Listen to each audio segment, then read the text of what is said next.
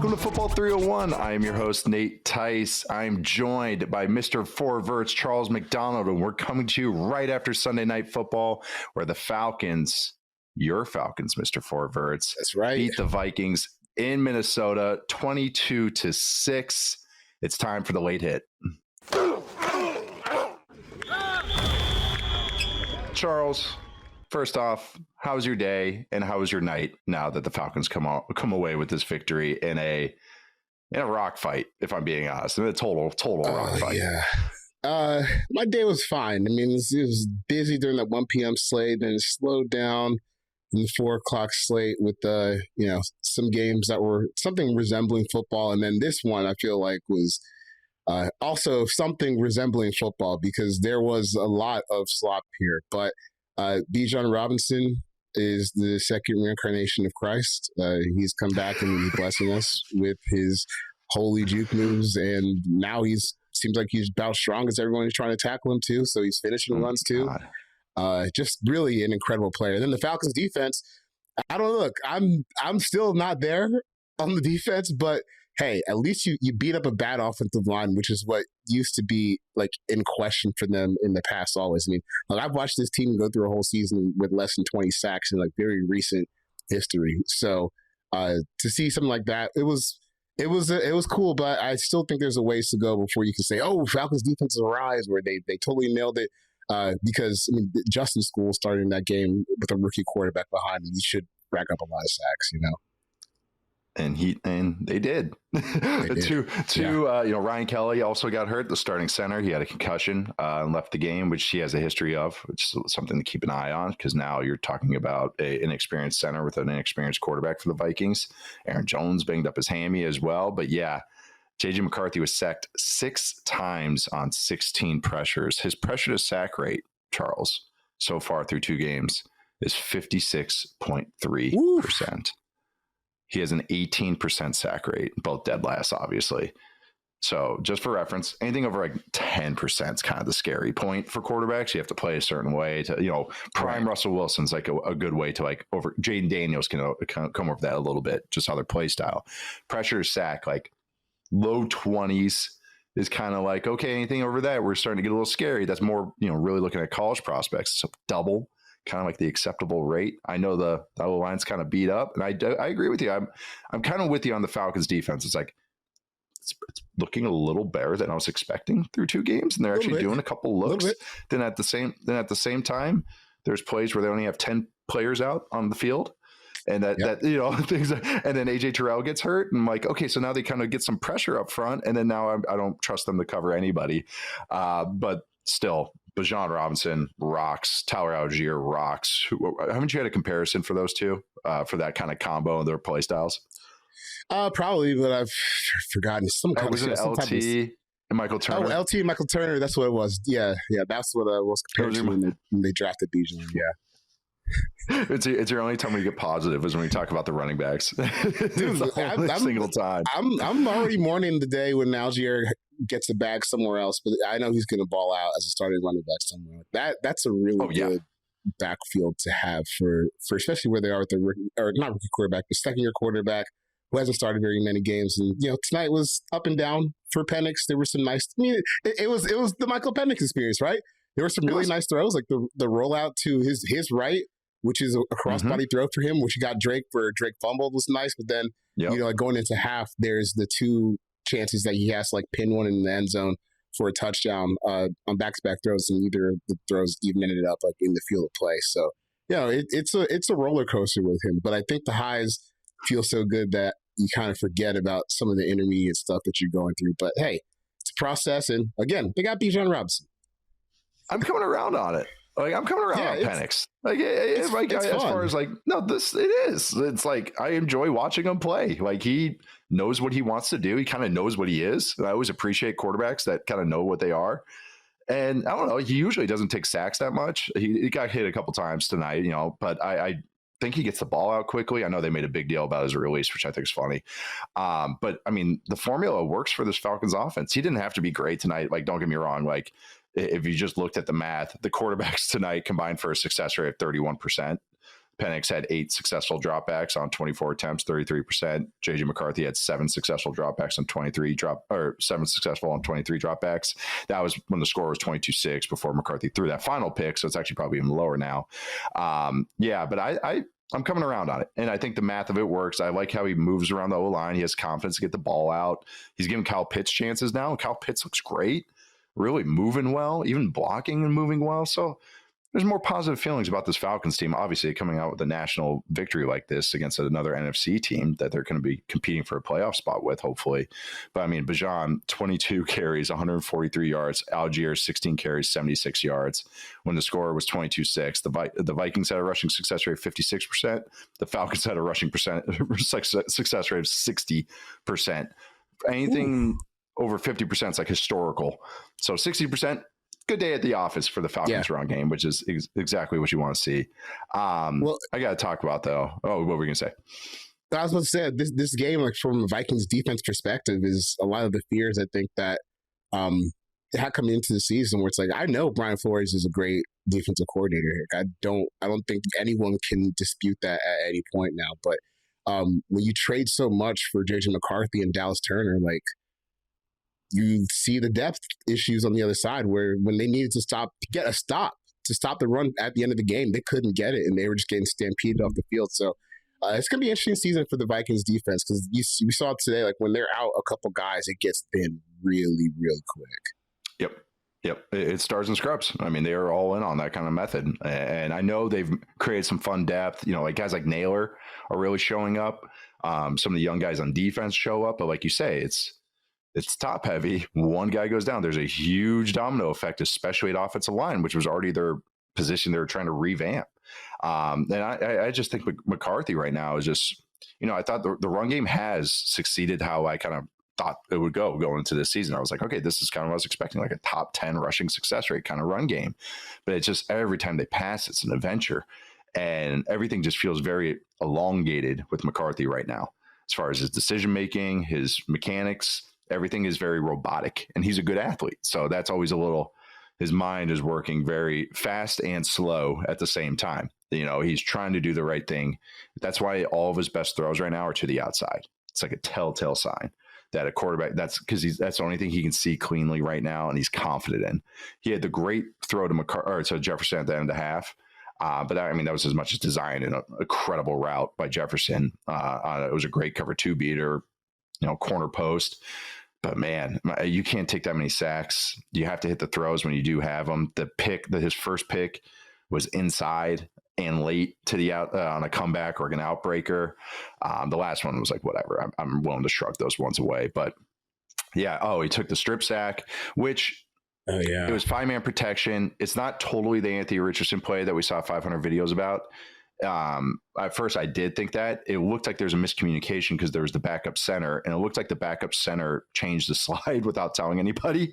That's just my assumption after first glance at it, but I'll have to watch it again on film and everything. But is that the one where O'Neal crashed into, or there was one, I don't remember if it was the strip sack. There was one play it dead ass looked like a Madden glitch because Brian O'Neal and Will Freeze, I'm pretty sure he was, they were blocking each other for like a second as 2 Falcons ran past him. I'm like, what the hell happened here? But someone telling them to slide the wrong way would make sense because there's no reason that you guys should be blocking each other, right? Right. That means O'Neal didn't. Sometimes this happens. One guy doesn't hear it. It's actually kind of funny. I was watching the Packers Commanders film on the plane back today. And because I was waiting for the games to start. I hate Central start times because I'm so used to my Pacific 10 a.m. start time. So I'm like 11 a.m. I'm like, oh my God, I want these games. And I'm watching it, and a right tackle for the Packers goes the wrong way, and it actually worked for them on a run play because the linebackers read it and started going. They just jumped over with it, and it's just like a clear run. But yeah, it's kind of funny. Sometimes that can work. But even McCarthy's super young. That's the appeal of him, is that, okay, this is a moldable ball of clay that we're going to give one of the best quarterback coaches in the NFL, let him work with it. But it looks like it's still a big work in progress. And I didn't think the Falcons defense, they look improved, but it's not the most tenacious unit to me. And I did think that there's some opportunities out there for him to make. He had to overthrow the nail. And I don't want to like dissect everything because this is what we do to all these quarterbacks, but there is stuff's got to speed up. And especially for a team that, if you look at this team, it's vet laden, so it's not like they're trying to revamp. They're not trying to reload or anything. So it was a little concerning tonight and the first 3 quarters of last week, which we were kind of trying to talk about as well. Also, I wanted to give you a little shout out to maybe just use it as a lead in. Why don't you take a little bow for your all juice team? How about Andrew McCuba? Today was a good day for us. Wasn't it? Yeah, give it a little shout. You do explain what the all juice team is and kind of maybe some shout. And also, this is my transition to Eagles and Chiefs. So that's wrapping up Falcons, Vikings. Well, it was 2 second-year quarterbacks. Yeah, there's a Falcons and this all juice team, correct? Yeah. Billy Bowman. It was all juice team is a project I work on with Charles Robinson here, and our old coworker, past Yahoo worker, old friend of a bunch of us. Therese Perry passed away a few years ago, just carrying on his legacy with the all juice team. And we had Billy Bowman, safety from Oklahoma, who was drafted by the Falcons in the 4th round, and then Andrew McCuba, who was safety from Texas, drafted in the 2nd round by the Eagles, who both had pretty big games today. So yeah, I was pretty pleased myself. I think the last Vikings Falcons thing I'll say is I don't know if a defense that's starting 4 rookies should make an offense look that bad. So Vikings, that's a little bit concerning. Yeah. I know it's always like, which one is it worse for? Like we were talking Jags Bengals today, and it was like, no, that was worse for the Jags than maybe even good for the. Well, obviously, actually, the update on that news, Adam Schefter came out and said that Joe Burrow might be missing months as opposed to just a couple of weeks, the severity of the turf toe and everything. So we'll see. They might have to have surgery, but not good for the Bengals, even that victory, but spoilers for what we talked about. My last thought actually on the Vikings Falcons game was the 3rd and 1. So this is youth, kind of like the tenacity of youth with a young quarterback and a wild horse. And sometimes the decision making. That 3rd and 1, he sails the throw. That was a stick concept, which is just a quick outbreaker by the tight end. The slot runs a slot fade, and then the outside guy runs a hitch. So it's a stick variation. I believe that one's called shock, if anyone cares. So on that one, it's man. Hawkinson and Thielen are easy access first downs on 3rd and 1, which to me, if I was a young quarterback, I'd be taking all day. Nickel and diming and making sure I get some completions. And JJ McCarthy unpins it and launches it and misses. It's one of those, it's fine if you hit it, but if you don't hit it, why'd you do that? And that was, why'd you throw that? Why'd you throw it? That was that's the bonus answer if you get it, but you don't have to do that. Right. Like right then and there, just get the first down and just keep moving. And they had to throw right there because he'd been stuffed on some sneaks. He's not the biggest guy. And that's also what's showing up too. It's kind of the weight stuff that there has been some concerns about, kind of really just shows up a little bit. Yeah. He's getting the gym, bro. His play strength isn't, he kind of gets ragdolled a little bit. He looks like Jeff Hardy, the wrestler. Kind of just gets really thrown around and everything.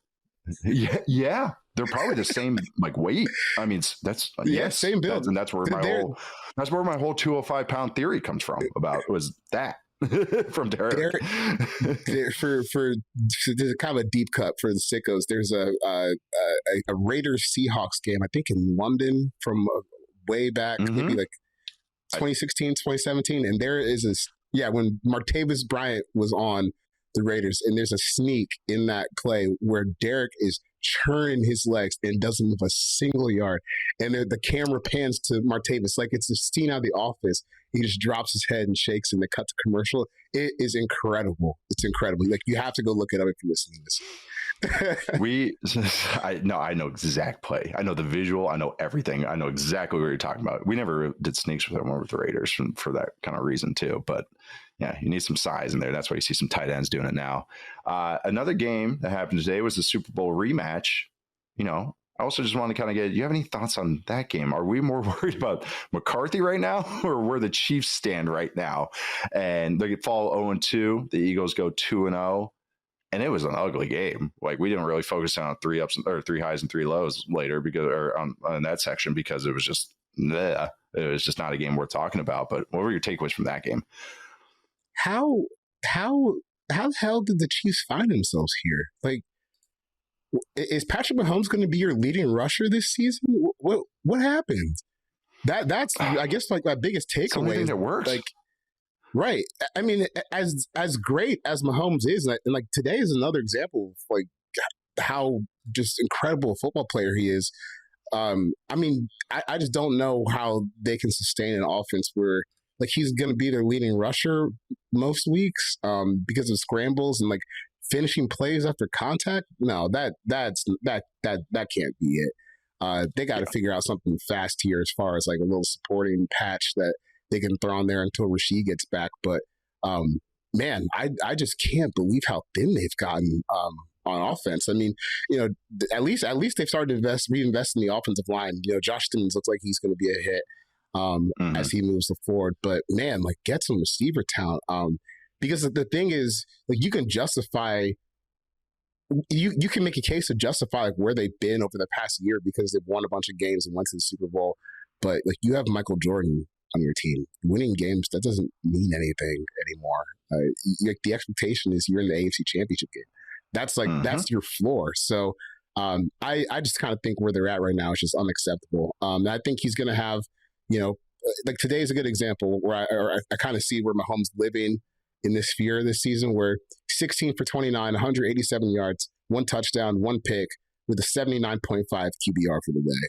Like the counting stats aren't great, but if you watch the game, you know that he was like a driving force for their chances to win. And if anyone else had stepped up, they probably would have won that game. It sucks to see someone this good go through something like this because we deserve more as football fans. It's Mahomes and Spags. It feels like it's like because it doesn't even feel like the defense has any juice. Who's making plays for him? But like with that offense, it's like I don't feel like anyone breaks a tackle. You know, it's just like it's just catch tackle. And if you're going to work like an Andy, like this is becoming just a pure West Coast Andy Reid offense, like the purest form. If you're going to be like that, you need guys that create yards after the catch. Like those are the famous runs or routes and everything and combinations of these types of offenses. And it's just, it's just Mahomes like scrambling again. Like he was successful, 5 for 7, had a touchdown, great touchdown. But it's like, you can't live that way for 18 weeks. That's like playoff attitude. That's like, got to win it kind of like, I'm going to run it today. That's how we have to do it. It's just like, it feels different right now, even though there are some, like you said, Simmons is a positive sign, hitting like 18.2 miles an hour as he ran down that interception, with Kelsey, and Kelsey wasn't even try on it either, but they just look slow. They just lack juice. There's no fear when you watch the Chiefs. There's no that. I always just thought that like Mahomes was always like Michael Myers, like he's always coming. And then that like now it's just like, Michael Myers it's not him. It's more like he can't even get out of prison. He can't get out of the loony bin because it's just like, like, you know, like that doesn't even matter. He's in there. We don't have to worry about it. Jamie Lee Curtis. On the Eagles, they won the game. Oh, sorry. Yeah. I'm about to say, the last thing I have on Chiefs and Mahomes, if Mahomes keeps up this rushing pace, he will finish the season with 1,045 rushing yards. Come on now. It's crazy. It's crazy. That is. It's not that. That's 1,000 like rushing yards. Justin Fields territory. Yes. I know. And everyone's going to think he's just a playground quarterback still, even though he's become like one of the most smartest. I can speak English right now. One of the smartest quarterbacks in the league and one of the most astute ones and aware ones, and pre-snap he's great. So yeah, and I do. It's tough to watch sometimes, but he's still brilliant. Real quick, Eagle side. Their offense feels like a slog too, even though if they won the game. Defense is doing nice things. And again, I want to just keep seeing it. At least they did this week. Last week, they're kind of getting shredded. But offense-wise, A.J. Brown ran the most slants of his career, according to Keegan Abdul, our buddy at Next Gen Stats. And like if you look at his route chart, it's just like underneath. It's all under routes and slant routes. Under routes are 5 yards and in, so basically the same thing. And barely anything vertical. And then you look at Jalen Hurts' chart for the season so far. And Jalen Hurts on throws this season of 10 or more air yards. I got to blow up my notes so I can read it. So under 10 yards, he's 32 to 36, 174 yards. Okay, 4.8 yards an attempt. He's only thrown 5 passes this year through 2 games. They're past 10 air yards, 10 or more air yards. He's 2 of 5 for 79 yards. So there's the one to Dotson, I believe, in week 1. And then this week was the Devontae Smith dunk. So I don't know. Again, I talk about formulas and the math for offenses. Well, obviously they're going to run the ball well. It's the Eagles. The Chiefs actually still have a decent run game, their run defense, but you got to get explosives through the air. Otherwise, you're going to start playing good teams in the NFC, Packers, Rams, amongst others. And it's just like, I don't know. They're not, you got to build those explosives, especially if the run game's not going to get all of them, even though Saquon's ridiculous and does something every single game. So Eagles are kind of right now too, even though they're 2-0. It just doesn't feel, it feels very tight. Yeah, but when they're in the NFC Championship game, you better not bring up that this game happened for your own safety. Ever. Ever. It never happened. Another sub 100-yard passing game. You just got to pretend these don't happen. Hey, he won the game. The Eagles won another one. Also, Nick Sirianni probably threw the challenge flag further than Hurts did today. He launched that thing. I was really proud of him because that's actually that goes a long way with me. My dad was a big red flag chucker. He would get that thing to midfield. Yeah. So I always appreciate those. But yeah, it was a very interesting day in week 2, Sunday NFL action. Charles and I went live on YouTube earlier to react, analyze, overreact, underreact to all of it, especially the early slate, which was so much fun. Very, very fun witching hour. We do that through 3 highs, 3 lows. That conversation is coming up right after the break.